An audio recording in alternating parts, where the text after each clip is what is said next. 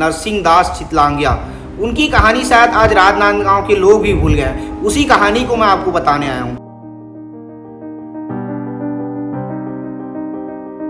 हर प्रकार का इतना काम किया, लेकिन आज राजनांदगांव ने उन्हें भुला दिया। स्वतंत्रता सेनानी रहे आपके दादाजी और आप उनके पोते हैं। कितना गर्व है इस बात का आपको? खुद के लिए बड़ी गर्व की बात होगी कि आप जिस सड़क पे रहते हैं, जिस मार्ग पे रहते हैं, उसका नाम ही दादाजी के नाम पर पड़ा है। उनके साक्ष्य इकट्ठे करता रहा और इस सब को करते करते में मेरे जीवन के 15 वर्ष बीत गए। जब आप रिसर्च कर रहे थे, आपको किन किन परेशानियों का सामना करना पड़ा था? कैसे कैसे कमियां थी, क्या क्या दिक्कतें आ रही थी? परंतु मैंने प्रति प्रश्न किया उनसे कि अगर ऐसा कोई बात नहीं है तो फिर शंकर भवन में भारत माता की मूर्ति क्यों लगी हुई है? ये सारे दस्तावेज रखे हुए हैं और ये दस्तावेज रिसर्च पेपर है जो आशीष जी ने किया है अपने दादा पर। वंदे मातरम बोलना भी अपराध की श्रेणी में आता था और एक व्यापारी आदमी ने इतना बड़ा साहस किया है तो उसके पीछे कोई ना कोई कारण होगा। छत्तीसगढ़ के राजनांदगांव में नरसिंह दास जी की क्या स्मृति आज भी जीवित है?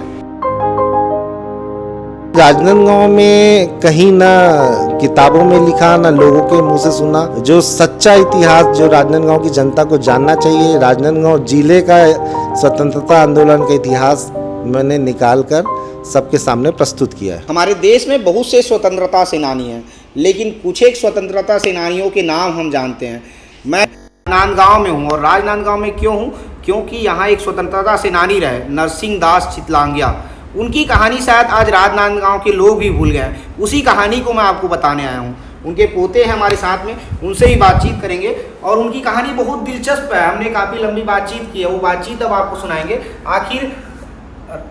आखिर नरसिंह दास चितलांगिया जी कैसे स्वतंत्रता सेनानी रहे और कैसे देश की आज़ादी के लिए वो लड़ते रहे, देश की आज़ादी के लिए लोगों को जागरूक करते रहे, लेकिन आज राजनांदगांव और छत्तीसगढ़ के लोगों के जहन में वो नाम नहीं है। उसी चीज़ को लेकर बातचीत करेंगे। बहुत बहुत स्वागत है सर आपका। नमस्कार। नमस्कार। ये बताइए, आप जो है नरसिंह दास चितलांगिया जी के पोते हैं। जी हाँ। अपना पहला परिचय दे दीजिए पूरा नाम के साथ। मैं आशीष शांता जयकिशन चितलांगिया मार्ग में निवास करता हूँ और ये मार्ग मेरे दादाजी के नाम से है। निगम ने आज से 50 वर्ष पूर्व दिया था। आशीष भैया, ये बताइए, दादाजी स्वतंत्रता सेनानी रहे आपके दादाजी और आप उनके पोते हैं। कितना गर्व है इस बात का आपको? अभी गर्व तो इतना ज़्यादा है कि नाम लेते ही आंखों में आंसू आ जाते हैं, रोम पुलक जाता है और खेद भी महसूस होता है, दुख भी होता है कि जो व्यक्ति बहुआयामी व्यक्तित्व का था, जिसने राजनांदगांव नगर के लिए हर तरह से राजनीतिक, सामाजिक, धार्मिक हर प्रकार का इतना काम किया, लेकिन आज राजनांदगांव ने उन्हें भुला दिया। इस बात का मुझे बड़ा दुख है और अत्यंत खुशी भी है कि मैंने ये इतिहास निकाला और पूर्ण साक्ष्यों के साथ निकाला और आज शायद पितृ ऋण से उऋण होने का मुझे यह गौरव प्राप्त होगा। आशीष भैया, ये बताइए, आपको कैसे पता चला? क्योंकि ये खुद के लिए बड़ी गर्व की बात होगी कि आप जिस सड़क पे रहते हैं, जिस मार्ग पे रहते हैं, उसका नाम ही दादाजी के नाम पर पड़ा है। और फिर आपको कैसे लगा कि नरसिंह दास चितलांगिया जी जो थे, आपके दादाजी जो थे, वो इतने बड़े स्वतंत्रता सेनानी थे? आमतौर पर चर्चा तो कहीं भी नहीं होती थी, ना घर में होती थी, ना ही बाहर होती थी, तो ऐसा कोई मुझे जानकारी नहीं थी कि दादाजी इतने बड़े स्वतंत्रता सेनानी थे या उन्होंने इतना सारा काम किया। पर 1992 के समय की बातचीत होगी, जब मैं 11वीं 12वीं का स्टूडेंट था, तो मेरे घर के सामने एक शिव जी का मंदिर है। मैं रोज़ एक लोटा जल लेके वहाँ चढ़ाने जाता था। एक दिन मैं वहाँ से निकल रहा था तो मैंने देखा कि वहाँ एक पट्टिका लगी हुई है। हरे रंग की पट्टिका में सफ़ेद रंग से चितलांगिया मार्ग लिखा हुआ था। तो मुझे आश्चर्य हुआ कि ये चितलांगिया मार्ग क्यों लिखा है, क्योंकि घर में कोई चर्चा नहीं हुई थी, तो मेरे लिए ये नया विषय था। मैं मंदिर से निकलकर घर न आकर मैंने आसपास के घरों में छानबीन की तो देखा हर घर के मुख्य द्वार में कोने में चितलांगिया मार्ग की पट्टिका नगर निगम के द्वारा लगाई गई थी। तो मुझे जिज्ञासा हुई और मैंने आते ही मेरे पिताजी से पूछा कि पापा कि ये तो पूरे लाइन के घरों में चितलांगिया मार्ग की पट्टिका लगी हुई है, इसके पीछे इतिहास क्या है? तो पिताजी ने थोड़ा सा हंसते हुए कहा कि ये तुम्हारे दादाजी के नाम से नगर पालिका ने सम्मान प्रदर्शित करने के लिए यह मार्ग का नाम दिया है। तो मैंने पूछा कि क्या आप लोगों को इस विषय में कोई गर्व नहीं होता? मुझे तो ये आज मालूम पड़ा और मैं बहुत गौरवान्वित महसूस कर रहा हूँ। तो वो हंस दिए। उन्होंने कहा कि पिताजी ने ही जब राष्ट्र सेवा का कोई प्रतिफल लेने से इनकार कर दिया था तो हम लोगों ने भी कभी इस विषय में सरकारी या शासन से कोई लेने की मंशा नहीं रखी और ये हमारा कर्म था, वो कर्म करके हम चले गए। यही सोच के साथ हम लोगों ने उसे आगे नहीं बढ़ाया। ऐसा दादाजी स्वतंत्रता सेनानी रहे, आपको तब पता चला जब चितलांगिया मार्ग की कहानी आप जानना चाहे तब। ये बताइए दादाजी के बारे में फिर आपने क्या क्या खोजबीन की, क्या क्या रिसर्च किया, आपके पास क्या क्या हाथ लगे आपको? सबसे पहले तो मैंने मेरे पिताजी से ही पूछना चालू किया। उसके बाद मेरे बड़े पिताजी श्री राधेश्याम जी चितलांगिया जो अब नहीं रहे, उन्होंने मुझे बहुत सहायता दी। मैं उनके पास जाता था, उन्होंने मुझे पुरानी इतनी बातें बताई और उन्होंने ही मुझे बताया कि बेटा बड़े बड़े राजनेता, बड़े बड़े कांग्रेसी, बड़े बड़े लोग आते थे और शंकर भवन में रुकते थे, पर जिज्ञासा के साथ साथ मुझे ये भी था कि मुझे साक्ष्य चाहिए थे, क्योंकि मुझे अगर समाज के सामने कोई चीज़ को प्रस्तुत करना है तो मुझे लगा कि मुझे साक्ष्य के साथ प्रस्तुत करना चाहिए, तभी लोग मानेंगे। कही सुनी बातों को तो कोई मानता नहीं। उसके बाद मेरा शोध कार्य चालू हुआ और सबसे पहले मैं राजनांदगांव के दिग्विजय कॉलेज के लाइब्रेरी में गया। वहाँ पर एक प्रोफेसर थे डॉक्टर खड़ग बहादुर सिंह, जिनकी लिखी हुई किताब थी राजनांदगांव का इतिहास। उस किताब को मैंने खोला और उसका अध्ययन करना चालू किया, लेकिन मुझे निराशा ही हाथ लगी। वहाँ पर कहीं कहीं उल्लेख नहीं था नरसिंहदास जी चितलांगिया के बारे में। पर एक विचित्र बात मुझे ये मालूम पड़ी कि पहले पृष्ठ में उन्होंने एक तथाकथित स्वतंत्रता सेनानी का उल्लेख किया था, जिसमें उन्होंने लिखा था कि सन 1923 की पुतली घर की हड़ताल, पुतली घर यानी बीएनसी मिल की हड़ताल, जिसमें मजदूर आंदोलन की शुरुआत हुई थी, उसके में प्रमुख स्वतंत्रता सेनानी फला फला लोग थे। 1920 और 1923 का मजदूर आंदोलन का उल्लेख करते हुए उन्होंने तथाकथित एक स्वतंत्रता सेनानी का नाम का उल्लेख किया और द्वितीय पृष्ठ में उन्होंने उनकी फ़ोटो सहित उनका जीवन परिचय छापा, जिसमें उनका जन्म 1920 का बताया गया है। तब मुझे बड़ा आश्चर्य हुआ कि ये कैसा इतिहास है कि 1920 की हड़ताल में उनका नाम है, तो क्या पैदा होते ही उन्होंने स्वतंत्रता आंदोलन में हिस्सा ले लिया? क्योंकि वो रिटायर हो चुके थे, वो अपने गांव जा चुके थे, पर उनके एक रिश्तेदार थे प्रोफेसर दीक्षित। मैंने उनसे संपर्क करके उनका फ़ोन नंबर लिया, उनसे मैंने बात की तो एक नया तथ्य मालूम पड़ा कि उन्होंने कहा कि भाई ये किताब तो मैंने लिखी, लेकिन मुझे जिस व्यक्ति ने, एक ही व्यक्ति था जिसके पास मैं गया और उन्होंने मुझे जैसा बताया वैसा मैंने लिख दिया। मैंने उनसे थोड़े रूढ़ता से बात की कि आप इतिहास लिख रहे थे और आपने ये भी ध्यान नहीं दिया कि ये इस इतिहास से नगर को या शहर को या फिर राष्ट्र को कितनी मदद मिलेगी। आपने गलत इतिहास लिखकर एक बहुत बड़ा जुर्म ही किया है। उन्होंने मुझसे क्षमा याचना की। उसके बाद मेरा काम यह हो गया था कि मैं नगर निगम जाता, वहाँ रिक्वेस्ट करता, पुराने प्रोसीडिंग बुक्स निकाल के उसको देखता और गौशाला पिंजरापोल जाता, वहाँ धूल और जाले से भरे कमरों में जो बोरों में भरे हुए जो थे उसके प्रोसीडिंग बुक्स निकाल के उस समय की उसको देखना, राजनांदगांव के बुजुर्गों के बारे में जानकारी लेना कि यहाँ जो बुजुर्ग हैं उनसे जाके मिलूं, पर बुजुर्ग वैसे हों जिनका सामाजिक योगदान भी हो, जिनको सर्व समाज मान्यता देता हो, मतलब जिनकी बात में दम हो। अगर वो कुछ कह रहे हैं तो वो सत्य ही कहेंगे और उसका समाज में क्या इफ़ेक्ट होगा, यह देख के मैंने बुजुर्गों के पास जाना चालू किया और उनसे मैंने एक इंटरव्यू लेना चालू किया। उनके ही हाथों से लिखवा कर मैंने लिया कि नरसिंह दास जी चितलांगिया को, क्योंकि राजनांदगांव के लोग भैया जी के नाम से संबोधित करते थे, तो मैंने एक संबोधन दिया, भैया जी मेरी नज़र में। और उस शीर्षक के अंतर्गत मैंने सारे मूर्धन्य लोगों के इंटरव्यूज़ लिए, तो मुझे एक नया इतिहास दिखा जो कि राजनांदगांव में कहीं ना किताबों में लिखा, ना लोगों के मुंह से सुना, लेकिन जो बुजुर्ग लोग थे उनके यादों में वो इतिहास था। और फिर ये जो जिज्ञासा थी चितलांगिया मार्ग कैसे दिया गया, उसके साथ साथ फिर मुझे ये लगा कि शंकर भवन में भारत माता की मूर्ति कैसे लगी है। भारत माता की मूर्ति वो भी 1940 में लगवाना अपने आप में बहुत बड़ी बात है।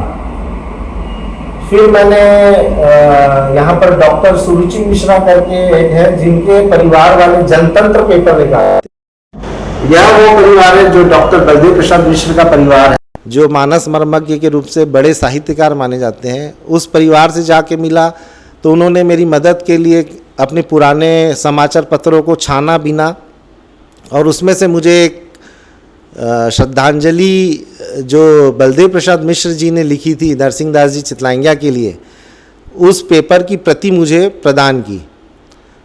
उस पेपर में पढ़ के तो मेरे होश ही उड़ गए, क्योंकि उसमें उन्होंने उल्लेख किया था कि कांग्रेस के अधिवेशन में भाग लेने के लिए जब नरसिंह दास जी चितलांगिया नागपुर गए तो वहाँ से आते ही उन्होंने 100 चरखे बनवाए, चरखे आम जनता में वितरित करवाए और सूत कतवाने का काम किया। यहाँ के अलग अलग हर क्षेत्र में नरसिंह दास जी का जो योगदान था उसका उल्लेख उन्होंने अपने श्रद्धांजलि में किया है। और इस तरह मैं अलग अलग मूर्धन्य लोगों से मिलता रहा, उनके साक्ष्य इकट्ठे करता रहा और इस सब को करते करते में मुझे मेरे जीवन के 15 वर्ष बीत गए। लेकिन मुझे इस बात की खुशी है कि मैंने जो इतिहास निकाला है वो सच्चा इतिहास है, वो किसी व्यक्ति विशेष के प्रति मतलब किसी के साथ छल कपट न करते हुए एक जो सच्चा इतिहास जो राजनांदगांव की जनता को जानना चाहिए, राजनांदगांव जिले का स्वतंत्रता आंदोलन का इतिहास मैंने निकाल कर सबके सामने प्रस्तुत किया है। आशीष जी, ये बताइए हमें, आपने सारा रिसर्च किया, आपके द्वारा रिसर्च किया गया, उसके बाद ये सामने तथ्य है। जब आप रिसर्च कर रहे थे आपको किन किन परेशानियों का सामना करना पड़ा था, कैसे कैसे कमियां थी, क्या क्या दिक्कतें आ रही थी जब उस टाइम में रिसर्च कर रहे थे? क्योंकि आप 1995 में ये तलाश कर रहे थे कि 1955 से पहले क्या हुआ। परेशानियों की बात तो ऐसी थी कि सबसे पहले मैं उस तथाकथित सेनानी के पास ही गया था जिसका उल्लेख किताब में था।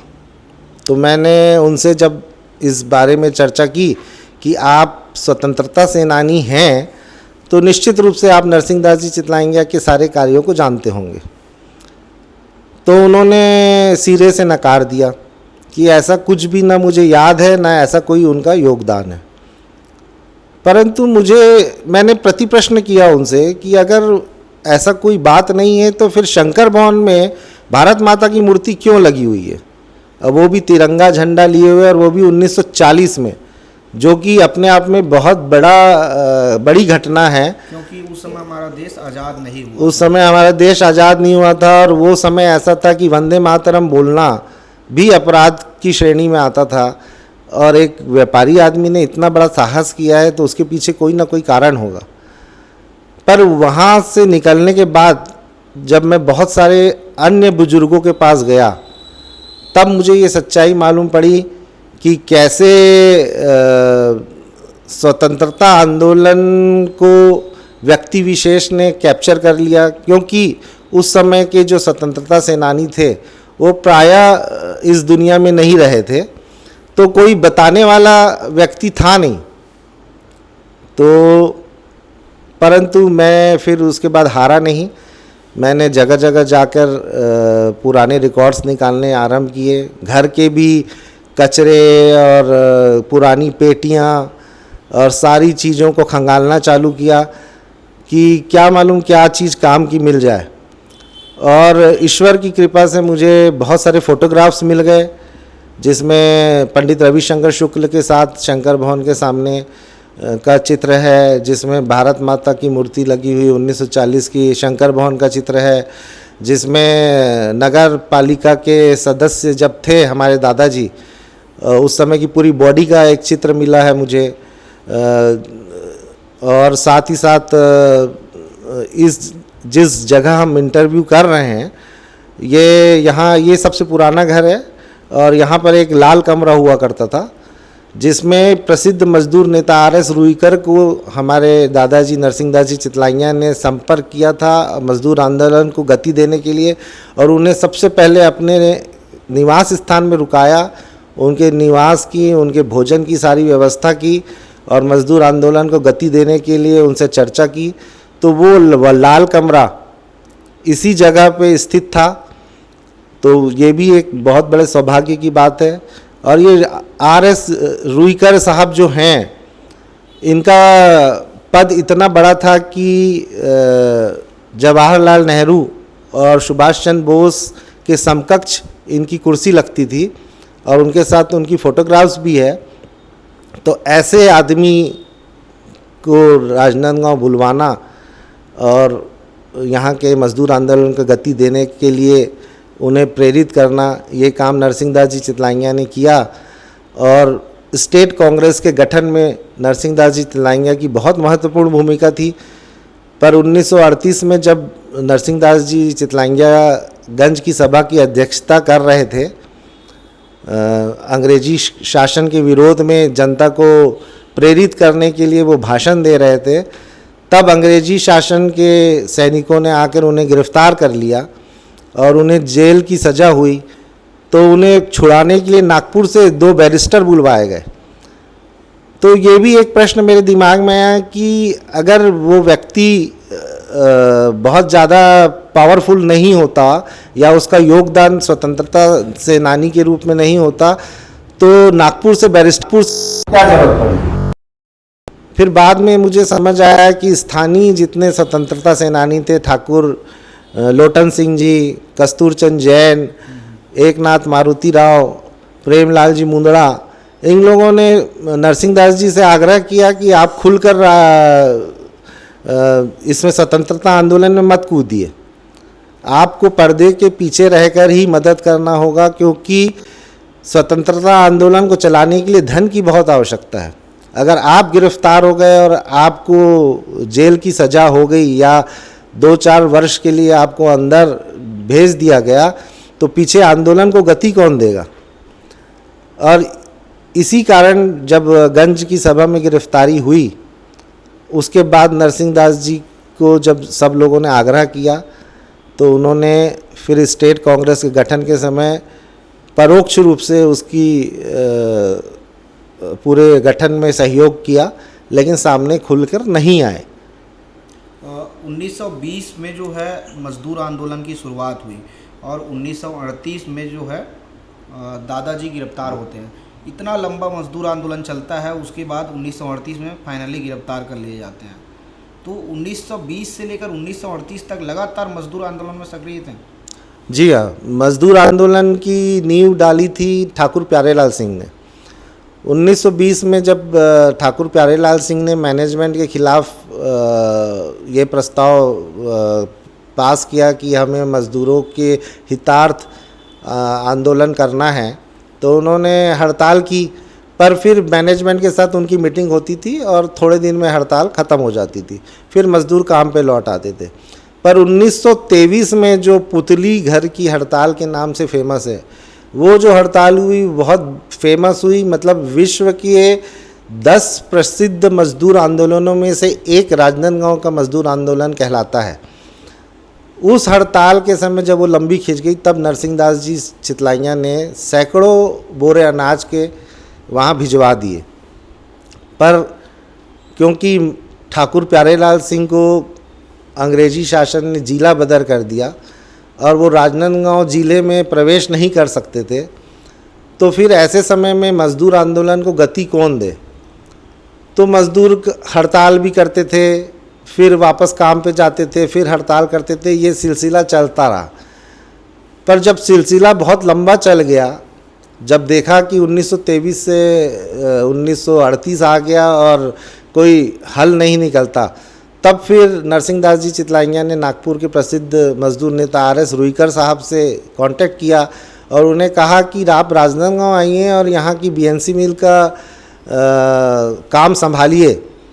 और फिर RS रुईकर साहब यहाँ आए और उन्होंने फिर BNC मिल का काम संभाला, स्टेट कांग्रेस का गठन किया। लेकिन फिर कालांतर में तो ये हुआ कि सारी चीज़ें नॉर्मल हो गई, सारे मज़दूरों के मांगे पूरी होने लगी, तो धीरे धीरे फिर वो आंदोलन स्वतंत्रता आंदोलन में बदल गया। मज़दूर आंदोलन से यहाँ के स्वतंत्रता आंदोलन की नींव मज़दूर आंदोलन से ही डली थी, ये हम समझ सकते हैं।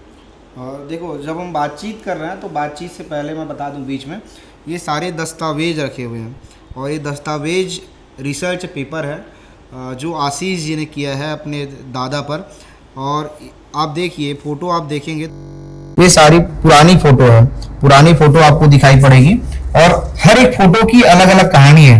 यदि हम इस पर बात करेंगे तो पूरा दिन बीत जाएगा, लेकिन हम इस पर ज़्यादा बात नहीं करेंगे। फ़ोटो को आप देख कर समझिए कि जब रिसर्च किए होंगे आशीष जी ने तो कितना मेहनत करना पड़ा होगा इस पर। आशीष जी, एक बात बताइए, दादाजी की दोस्ती किन किन लोगों से थी? क्योंकि दादाजी तो बड़े बड़े जो लोग थे उस टाइम में, जो स्वतंत्रता सेनानी थे, चाहे पंडित रविशंकर जी हो, चाहे प्यारेलाल जी हो, किन से दोस्ती थी उनकी? दादाजी की दोस्ती तो नहीं कहूँगा, लेकिन दादाजी की ससुराल वर्धा के पास स्थित सिंधी रेलवे में थी, तो वर्धा उनका जाना आना रहता था। और दादाजी की दोस्ती ऑल इंडिया कांग्रेस कमेटी के जो कोषाध्यक्ष थे जमनालाल जी बजाज, ऐसे व्यक्ति से दादाजी की दोस्ती थी। और वो सेवाग्राम आश्रम यदा कदा जाते रहते थे, गांधी जी को राष्ट्र की सेवा के लिए धन भी प्रदान करते थे। और राजनांदगांव में ठाकुर प्यारेलाल सिंह, पंडित रविशंकर शुक्ल, ठाकुर लोटन सिंह, हालांकि ठाकुर लोटन सिंह उम्र में छोटे थे परंतु वो स्वतंत्रता आंदोलन में सक्रिय थे, कस्तूर चंद जैन, तो ऐसे सभी लोगों के साथ साथ दुर्ग से दादाजी के पास काफ़ी नेता आते थे। मोहनलाल जी बाकलीवाल, तामस्कर वकील, रत्नाकर झा, उस समय के बड़े जो स्वतंत्रता सेनानी थे, और यहाँ तक कि क्रांतिकारी सुधीर मुखर्जी और मगनलाल बागड़ी। नेहरू जी, बाल गंगाधर तिलक, कभी मुलाकात हुई उनसे? नहीं, नेहरू जी से तो मुलाकात नहीं हुई। गांधी जी के, क्योंकि गांधी जी जब रायपुर आए थे तो यहाँ पर राजनांदगांव में रेलवे स्टेशन में जब ट्रेन रुकी थी तो यहाँ पर सभा हुई थी रेलवे स्टेशन में ही। तो हुआ ये था कि मेरे पिताजी जब स्कूल में पढ़ते थे तो वहाँ के प्रिंसिपल का स्पष्ट आदेश था कि कोई भी बच्चा गांधी जी के दर्शन करने के लिए नहीं जाएगा, अगर जो जाएगा उसको रस्टिकेट कर दिया जाएगा। ये मेरे पिताजी ने अपने स्मृति में जो लेख लिखा है अपने पिताजी के विषय में, उसमें उसका उल्लेख किया है उन्होंने। तो स्कूल की तरफ से ये था कि जो बच्चा जाएगा गांधी जी के दर्शन करने के लिए उसे रस्टिकेट कर दिया जाएगा। पिताजी जब घर आए रिसेस में, और तब उनके पिताजी यानी नरसिंहदास जी चितलाइया ने कहा कि चलो गांधी जी यहाँ से गुजरने वाले हैं, आपको हम लेके चलते हैं स्टेशन में, सब लोग दर्शन करना। तो पिताजी ने कहा कि प्रिंसिपल साहब ने स्पष्ट रूप से मना किया है, नहीं तो हमें रस्टिकेट कर देंगे। तो नरसिंहदास जी चितलाइया ने कहा कि रस्टिकेट करते हैं तो कर दे, वो कोई बात नहीं है, कि लेकिन जीवन में तुम लोगों को गांधी जी का दर्शन करने मिल रहा है, इससे बड़ा सौभाग्य क्या होगा। और नरसिंहदास जी चितलाइया अपने साथ अपने बच्चों को लेके स्टेशन गए, वहाँ गांधी जी से मिले, अपने बच्चों को मिलवाया, और फिर उसके बाद छोटी सी सभा रेलवे स्टेशन में हुई और गांधी जी रायपुर की ओर प्रस्थान कर गए। परंतु नरसिंहदास जी चितलाइया ने राजनांदगांव में शंकर भवन में गांधीवादी सोच के नेताओं को, कांग्रेस के नेताओं को, क्रांतिकारियों को, इन सभीयों को आमंत्रित करके जनता में स्वतंत्रता की अलग जगाने का जो काम किया है वह अविस्मरणीय है। और इसमें इतने बड़े बड़े नेताओं को उन्होंने आमंत्रित किया जिनका नाम आज भी अमर ही कहा जाएगा, जिसमें जबलपुर के राजा गोविंद दास मालपाणी हैं, अकोला के बृजलाल बियाणी हैं जिन्हें विदर्भ केसरी की उपाधि मिली है। आशीष जी, ये बताइए, जैसे हम राजनांदगांव में हैं, ये वही घर है जिस घर की पूरी इतिहास है, जिस घर में हम बैठ के बात कर रहे हैं, लेकिन छत्तीसगढ़ के राजनांदगांव में नरसिंह दास जी की क्या स्मृति आज भी जीवित है? यदि मैं ये कहूँ, आपसे पूछूं कि राजनांदगांव के लोग जो हैं, राजनांदगांव की जो जनता है, नरसिंह दास जी को कैसे जानती है आज के दिन में? सबसे बड़ा स्मृति तो ये शंकर भवन है जो आज भी खड़ा है पूरे इतिहास को समेटे हुए, जिसमें भारत माता की मूर्ति लगी है तिरंगा झंडा लिए हुए, जो कि आज हम देख सकते हैं। वो सबसे बड़ा ऐतिहासिक साक्ष्य है। और उसके साथ साथ नरसिंह दास जी की स्मृतियां को हम देखें तो जब वो गौशाला पिंजरापोल के 6 वर्ष तक अध्यक्षता का कार्यभार उन्होंने संभाला, तो उन्होंने यहाँ के शमशान भूमि के सामने उनकी खुद की जो 63 डिसमिल जगह थी वह उन्होंने गौशाला पिंजरापोल को दान कर दी थी, जहाँ पर आज शॉपिंग कॉम्प्लेक्स पिंजरापोल ने बना के रखा है। तो वो एक जीता जागता उदाहरण हमारे सामने है। यहाँ पर गंज, जो पुराना गंज था जहाँ उनकी गिरफ्तारी हुई थी, वो गंज आज भी मतलब गंज के रूप में तो नहीं है, पर वह स्थान आज भी है यहाँ पे। और साथ ही साथ कालांतर में जैसे जैसे मैंने ये शोध कार्य किया और मैंने जैसे जैसे लोगों को बताना आरंभ किया, तो यहाँ के जो भूतपूर्व महापौर थी श्रीमती शोभा सोनी एवं भूतपूर्व सांसद और महापौर रहे और वर्तमान में भी महापौर हैं श्री मधुसूदन जी यादव, इन दोनों के योगदान को मैं कभी जीवन भर भुला नहीं सकता।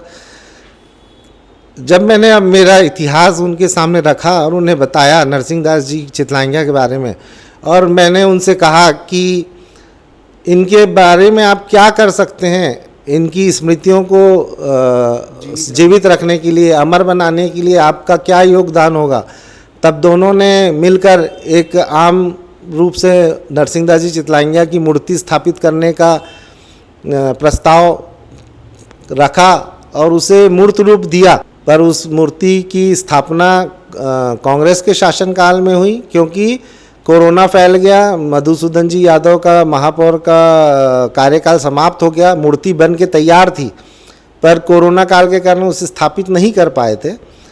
तो जैसे ही नया कार्यकाल आरंभ हुआ श्रीमती हेमा देशमुख जी का, तो उनके अध्यक्षता में और मधुसूदन जी यादव और शोभा सोनी के साथ उस मूर्ति की स्थापना नगर निगम के द्वारा की गई, जो कि अपने आप में एक बड़ी उपलब्धि मैं मानता हूँ।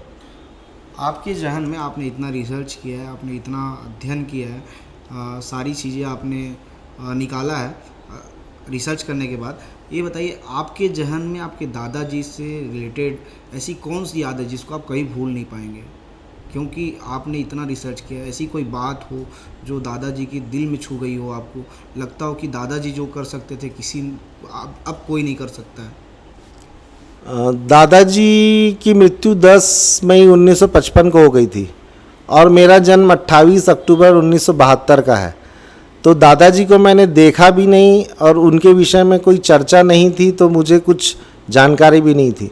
लेकिन जैसे जैसे मैंने साक्ष्य इकट्ठे किए और यहाँ के लोगों ने उनके बारे में बताया, तो सबसे ज़्यादा दिल को छू लेने वाली बात मेरे लिए ये रही कि जब राजनांदगांव में 1945 और 1947 में हैजा और प्लेग फैला, हैजा और प्लेग की बीमारी ऐसी थी कि परिवार उजड़ जाते थे। ऐसे समय में बाल समाज रिलीफ सोसाइटी की उन्होंने स्थापना की, शंकर भवन में उसका मुख्य कार्यालय बनाया गया और अपनी पूरी टीम के साथ शहर में घूम घूम के बीमार लोगों को दवाई देना, मृत लोगों को ले जाके उनका अंतिम संस्कार करना, क्योंकि स्थिति ऐसी थी कि कोई आदमी मरता था तो घर वाले भी छोड़ के भाग जाते थे, क्योंकि छूत की बीमारी थी। इसलिए वो जो सेवा कार्य इन लोगों ने किया कि मृतकों को उनका दाह संस्कार करना और शंकर भवन के ऑफिस से दवाई, फिनाइल, प्याज, डॉक्टरी सेवा और साथ साथ कफन भी मुफ्त में प्रदान करना। सबसे बड़ी बात जो मैं कभी भूल नहीं सकता कि सेवा कार्य करते करते उनके पुत्र को भी प्लेग की गिल्टी निकल आई थी। मतलब छूत की बीमारी थी और उसमें लोग लगातार मरते जाते थे, पर उनका सेवा कार्य नहीं रुका। उन्होंने अपने पुत्र को भी उस कार्य से सेवा करने से रोका नहीं और उस अभूतपूर्व कार्य को करते करते इसकी गूंज इतनी हुई कि दिल्ली तक इसकी गूंज पहुंची। दिल्ली में जब तात्कालिक जो सरकार बनी थी आज़ादी के बाद, तो प्रथम स्वास्थ्य मंत्रानी राजकुमारी अमृता कौर, उन्होंने टेलीफोन करके नरसिंहदास जी से बात की और उन्होंने इच्छा जाहिर की कि मैं आपसे व्यक्तिगत रूप से मिलना चाहती हूँ। आपने जो सेवा कार्य किया है वह अभूतपूर्व है। क्योंकि शहर उजड़ रहा था, तो उन्होंने प्लेग और हैजा के समय हल्दी स्थित ग्राम में एक सुभाष नगर बसाया, जहाँ टेंट लगवाए, वहाँ लोगों को रुकवाना, स्वस्थ लोगों को रुकवाना, वहाँ उनका भोजन पानी, उनके खेल कूद, समाचार पत्र, दवाई दारू, हर चीज़ की व्यवस्था उन्होंने फ्री ऑफ, मतलब उन्होंने उस सेवा का कोई मूल्य नहीं लिया। स्वयं के खर्च पे उन्होंने इतना बड़ा काम किया और उसका लेश मात्र भी उन्हें घमंड नहीं था, या उन्होंने सरकारी कोई सुविधा नहीं ली या सरकार से कोई तमगा नहीं लिया। इस बात को मैं कभी भूल नहीं सकता। हाँ, ये मैं सवाल करने ही वाला था कि दादाजी को कोई सरकारी सम्मान नहीं मिला, किसी प्रकार का सरकारी सुख भी दादाजी नहीं ले पाया, क्यों, ऐसा क्यों? दादाजी के पास सरकार की तरफ से प्रस्ताव आया था कि आपने जो राष्ट्र के लिए कार्य किया है उसके एवज में हम आपको सम्मानित करना चाहते हैं, ताम्रपत्र देना चाहते हैं, और जो भी सुख सुविधाएं हैं जो एक स्वतंत्रता सेनानी को प्राप्त होगी वह सारी सुख सुविधाएं हम आपको देना चाहते हैं। परंतु दादाजी ने एक शब्द में इनकार कर दिया कि मैंने ये सेवा राष्ट्र के लिए की है, राष्ट्र सेवा ही मेरा धर्म था और इस सेवा के बदले में कोई मुआवजा लूं, यह मेरे व्यक्तित्व को, अस्तित्व को गवारा नहीं है। और उन्होंने कोई भी ताम्रपत्र या सुख सुविधा लेने से इनकार कर दिया। बाद में उनकी मृत्यु के पश्चात इंदिरा गांधी के शासनकाल में पुनः सरकार के आदमी आए और हमारे पिताजी लोगों से उन्होंने कहा कि नरसिंहदास जी चितलांगिया के नाम का ताम्रपत्र आप लोग स्वीकार कीजिए। तो हमारे पिताजी लोगों ने भी एक शब्द से इनकार कर दिया कि जब पिताजी ने ही नहीं स्वीकार किया तो हम क्यों ले। और इस तरह कोई भी सुख सुविधा या ताम्रपत्र या नाम उन्होंने अपना नहीं किया। ये अंतिम सवाल है। दादाजी इतने बड़े स्वतंत्रता सेनानी रहे, सामाजिक कार्य लगातार करते हैं, समाज से जुड़े रहे, जितने भी दुखी लोग थे उन लोगों की भी सेवा की उन्होंने, मजदूर आंदोलन में भी शामिल रहे। आप उनसे प्रेरित होकर अभी क्या कर रहे हैं, आपके द्वारा क्या कुछ किया जा रहा है आशीष जी? खैर, दादाजी का व्यक्तित्व तो बहुत विशाल था। मजदूर आंदोलन, जंगल सत्याग्रह, स्वतंत्रता आंदोलन, राजनांदगांव के माहेश्वरी समाज की स्थापना, गौशाला पिंजरा पोल की अध्यक्षता, साथ ही साथ हैजा और प्लेग में जो सेवा कार्य किया, तो उसकी तुलना तो मैं शायद जीवन पर्यंत ना कर सकूं, परंतु फिर भी मेरी कोशिश रहती है कि मैं निस्वार्थ सेवा देने के उद्देश्य से, जैसे यहाँ पर प्रतिवर्ष एक आयोजन किया जाता है अंधे यानी दृष्टिबाधित लोगों के लिए, लुई ब्रेल के इस जन्म जयंती के अवसर पर वहाँ मैं जाकर सेवा देने का प्रयास कर रहा। मैं कई संस्थाओं में जाता हूँ और वहाँ पर छोटी छोटी जो सेवा की चीज़ें होती है वह करने का प्रयास करता हूँ और नाम से दूर हूँ। शायद ये पारिवारिक खून में ही है कि दादाजी ने भी नाम के लिए कोई काम नहीं किया, तो मुझे भी ऐसा लगता है कि मैं जो काम करूं निस्वार्थ भाव से करूं। जाता हूं, मैं कई संस्थाओं में जाता हूं, सेवा देता हूं, लेकिन उसका उल्लेख करना मुझे उचित नहीं लगता।